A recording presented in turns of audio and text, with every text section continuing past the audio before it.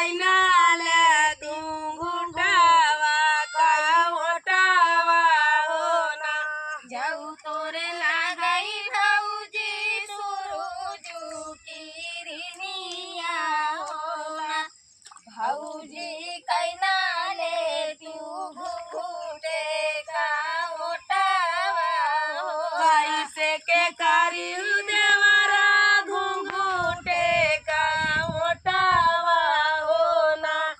देवरा भैया तोरा देखी ऋषि आई आइयो ना कैसे के करी देवरा घुंघुटे का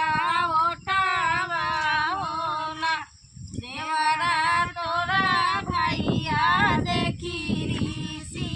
आई होला जाऊ भौजी भैया तू हाई देखी ऋषि आई हो ना भौजी लाई के विदेशा चला चला बई हो ना जाऊ तू देखी भौजी भैया ऋषि आई हो ना भौजी लगे के विदेशा चला जा हो ना भौजी लाई के विदेशा चला चला बई हो ना भौजी लाई के विदेशा चला चला हो कवन के देशा कई के विदेशा चला चला बई हो ना भौजी लाई के विदेशा चला चला हो कवन के देशवा तू आया मोरे देवारा हो ना देवारा हिया उठाई पथरे माली